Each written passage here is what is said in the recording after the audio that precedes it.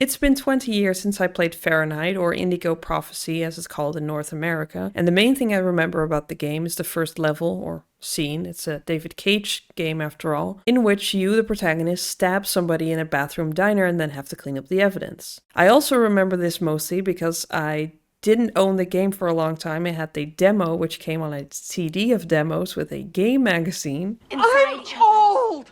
And I didn't own the game for a long time because I had to ask my dad to drive me 30 minutes away to a city where they had an actual game store so I can buy it on the Xbox, and also because I was 14 years old, so probably too young to play the game. I don't remember much of the rest of the game, but I remember being disappointed because it starts strong and it raises a lot of interesting questions, but I don't think it actually answers them. So today, in the year 2025, I'm gonna play a 10-year-old version of a 20-year-old game. Let's see how it goes. Let's see if it actually plays. Let's see if it actually launches. I was only kidding, but I had no idea how bad my experience with the game would actually be. From the technical issues, the questionable decisions, the meta jokes, and the wild turns the story takes. What in the silence of the lambs is this now? In hindsight, I would have been happier if this game never launched. But after struggling with the resolution for at least 30 minutes, that's a tiny window. Can I make it bigger? As you can tell, there seems to be an issue with the Fahrenheit screen. It's pretty big. I finally got the game to work, and I was ready to see what my younger self was so hyped about. I regret this. After the credits, oh wow, music by Angelo Badalamenti, we witness a possessed man with cuts on his arm kill another man in the bathroom of a diner. The possession ends and oh no, we are actually playing as the killer, Lucas Kane. We have to get rid of the evidence and get out of there before the cop sitting in the diner discovers us or our crime. This opening is still good. I was surprised it actually shows the possession, and for some reason I thought it was way more ambiguous, but anyway, while the narrative starts off strong, the same cannot be said for the gameplay. No. Did I just go around the block to end up back at the diner, or did the game do that to me? Most of the interactions in the game are a simple slider, think point and click game with 1% more effort. But the other two ways you interact with the game are mash the bumper buttons quickly. I love how it's not explained at all. What? Oh, it's okay, it's the bumpers. Or press the stick in the right direction, quick time events. And unlike some other things in the game, the way these interactions work is not communicated by the game. A bit later in the game, I was told to get ready, and then immediately I was thrown into a quick time event. Get ready for what? Oh. Which I failed because, silly me, I got distracted by the colors and I thought I was playing Simon Says. Red, yellow, green, red, yellow, red. Oh. Did I have to do it at the same time?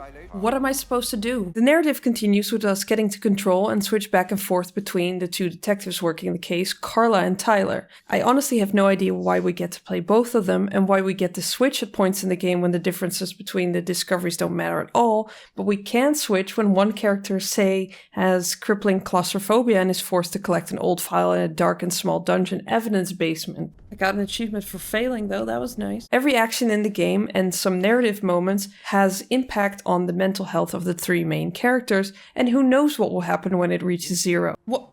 During the investigation, our decisions have some impact on how quickly we can find the suspect. We can find the weapon, or we can just not look for it, and so on. Spoiler, by the way, choices matter in this game means that we can change some interactions, but the overall story is basically set in stone. We return to Lucas, who wakes up in his apartment and realizes it wasn't a dream after all. We meet up with his brother in a crowded park where we decide to tell him what we have done. Little girl.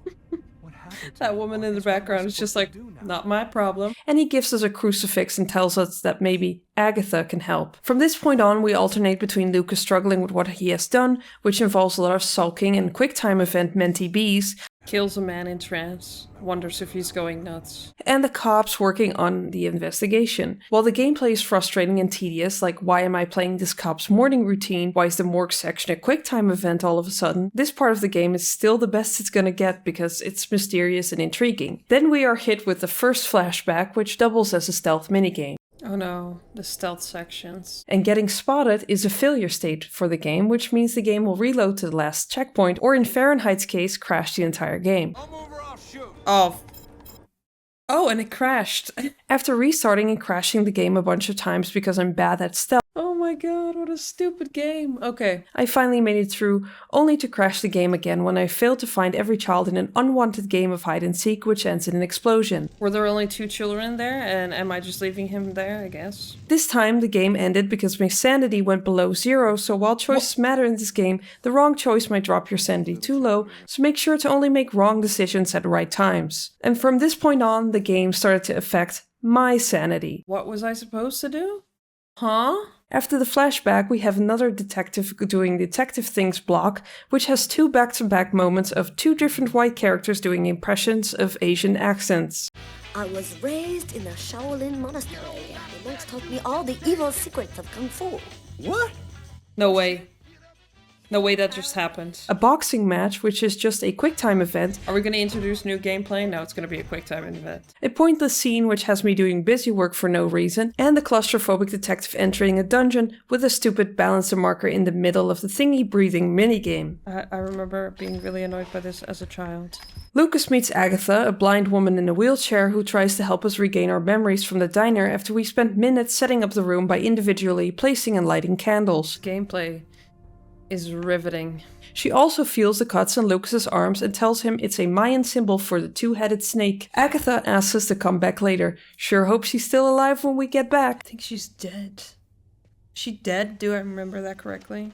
She's dead, she's dead. Carla has found an old similar case from years ago and goes to the shooting range to talk to the detective that worked the case. Between speedrunning, asking him questions, seriously, you don't even get time to read the prompts, you also have to shoot the targets. And this time, it's not a QuickTime event. They literally chose a random point in the narrative to introduce new gameplay and it caught me by surprise so much that I completely failed it every single time. Show 'em how it's done.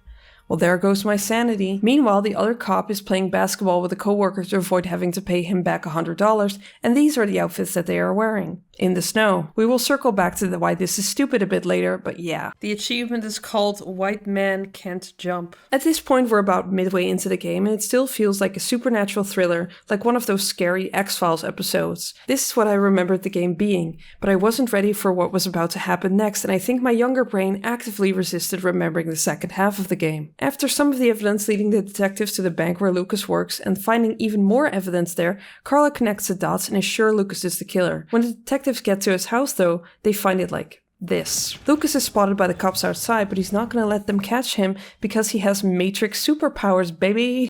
No way. This comes out of nowhere. Lucas escapes and hides in his brother's church where he has another Matrix-style fight with angel statues. This seems to be a dream, but there's no way to know for sure at this point. The police find a similar crime scene, and at this point Carla mentions how cold it is and that the temperature has been dropping. This is when I realize what the game is called Fahrenheit. It's called Fahrenheit because of the colds, but because of the version that I'm playing, it's displayed in Celsius, so you have no idea why it's called Fahrenheit. Somehow, the crime scene convinces Carla that Lucas, a wanted fugitive she saw fly through the air, is innocent and she's off to find more answers. While running from the cops and hiding in his ex-girlfriend's house, obviously the last place any cop would ever look. Just kidding, the cops are outside of the house when he tries to break in. If this is back towards the street, I'm gonna lose my sanity. -10 for me. Lucas learns about a professor of Mayan civilization, the answer to all of our questions, but first we have to hide and do another QuickTime event minigame which crashes the game if you fail 2 inputs. We crash the game some more, I take another hit to my sanity, and after this moment the game goes completely off the rails. We get to the professor who gives us some information before launching us into another QuickTime dodging event in the parking lot of the museum. This scene, for some reason, crashed the game, even when I succeeded. Apparently it didn't like the game being in full screen mode, so after crashing the game some more and tinkering with the resolution, I was able to continue. Oh, how I wish the game stopped working. Lucas is pulled into another dimension where we talk to the Oracle, the Mayan man that possessed him at the start of the game to kill the man at the diner. He tells us we got our powers from the chroma. I guess it's like the Force or something, and then he turns into a panther and chases us. What the fuck? The ghost of Agatha saves us and tells us to find the Indigo child. We get more background as we can use our superpowers to tune into whatever the Oracle is seeing. This is how we learn about the Orange Clan and their plan to capture the Indigo child for themselves. See, whoever controls the child and her Indigo Prophecy controls the world. or something. Look, this is all happening in like the last 10 chapters of the game. I thought I was playing a supernatural/psychological thriller about possession, but nope, it's the Mayans. Apparently the only reason they have been stabbing random people is because that's some peek into our world from their special Mayan realm. But here he is all the time. Okay. The cops are still on Lucas's trail, but we have no time to deal with this because the Oracle is going to kill our brother. We need to stop this because otherwise our sanity and the game crashes again. I would know. Game's gonna crash. After saving his brother and evading the cops for pulling a Spider-Man move, Lucas is called by Tiffany, his ex-girlfriend, because she's been kidnapped. We make our way to the abandoned theme park where the Oracle has tied Tiffany to the top of a roller coaster, and we ride the roller coaster to the midway point where it just lets us get off. And then we do the icy balance beam minigame. I pressed it once. After failing and crashing the game several times, I was able to get to Tiffany, and of course it was a trap, and the platform they are standing on crashes into the ground. This chapter took the last bit of my sanity, dropping it well below 0, like the temperature, but guess what? The next chapter is another stealth section. No. And so by this point the game had crashed 22 times. I was ready for it to be over. Honestly, I'm shocked that my 14-year-old self actually finished this game. I am not known for my patience. We play as Carla now, and it's minus 40 degrees in both Celsius and Fahrenheit. Nice. We are at the cemetery to visit Tiffany's grave. I'm not even sure how they were able to bury her in minus 40-degree weather with all that frozen ground. And there's already a headstone up 4 days after her death, but oh well, I'm more concerned about Carla getting frostbite. Lucas also shows up to the grave and swears he didn't do anything and wants to make a pact with Carla to save the world. She notices that there's no air coming out of his mouth because, you know, he got resurrected after dying. Oh, sorry, spoiler. I guess he moved in with her because we time skip 3 weeks forward to him getting a premonition about where the child is. The chapters after this get wilder and wilder, culminating in a bizarre conclusion, but this was the moment the game truly lost me. All game long, the temperature has been dropping slowly to minus 40 in the cemetery scene, a full 50 degrees Fahrenheit or 28 degrees Celsius, colder than a week earlier when these dudes were playing basketball in the snow. Yet between the cemetery scene and the waking up in Carla's apartment in underwear, there's barely any difference in temperature. By the way, right after they wake up dressed like this, Carla's in the office with her winter coat on. We go to an orphanage and find the Indigo child, who is completely dead inside, but whoops, the Oracle is also there. We escape to the roof, but he teleported there too. Guess he only has to use doors when the story calls for it. And then another full-blown Matrix-style fight, which ends with us hiding with the child when suddenly Agatha appears. But it's not really Agatha, it's an AI that has been pretending to be Agatha since she died. And they also want the child. We escape again, and Carla, who was just waiting outside for us in minus 55 degrees Celsius, that's minus 67 in Fahrenheit, tells us to get into the sewers. Here we meet a group of people that want to save the world, and Marcus, our brother, is there for some reason. We are then told we have to take the child to a chroma source so she can regain her strength and speak to her prophecy and defrost the world. The closest source is at Wichita military base, where Lucas and Marcus grew up. And the reason why Lucas has these superpowers is because his mother was a scientist working with the alien Chroma while being pregnant with Lucas. If that sounds stupid and convoluted, just imagine how stupid it was playing through it. We've got like the holy trifecta of dumb movie things. We've got Mayans, aliens, and AI. Oh, but it doesn't end there. Before going off to save the world, Carla confesses her love to Lucas and they sleep together. This is out of nowhere, and it's also like minus 67 degrees Fahrenheit. I love you, Lucas. Why?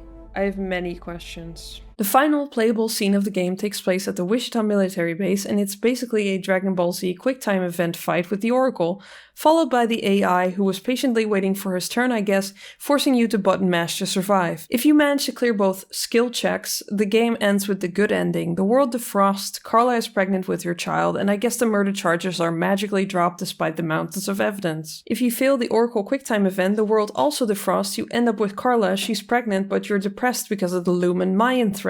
If you fail the later button mashing against the AI will win and they drive the humans underground while continuing to freeze the Earth. The game ends with Lucas saying Carla is pregnant and their child will be the next Indigo child because of his powers.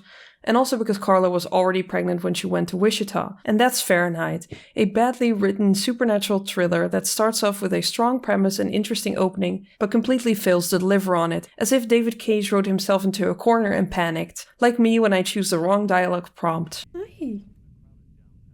Oh shit. What were you doing here?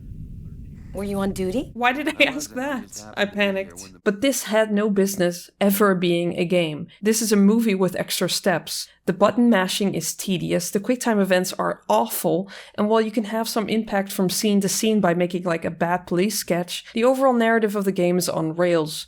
Your choices literally do not matter. The only real impact the player has is in the final scene where your success or failure decides the ending of the game. And if we're just treating Fahrenheit as an interactive drama, the narrative really failed to live up to the hype that the first moment set up. But maybe that's just because stories delivering on their strong openings is very rare. Hey, that's another idea for a video. See you next time!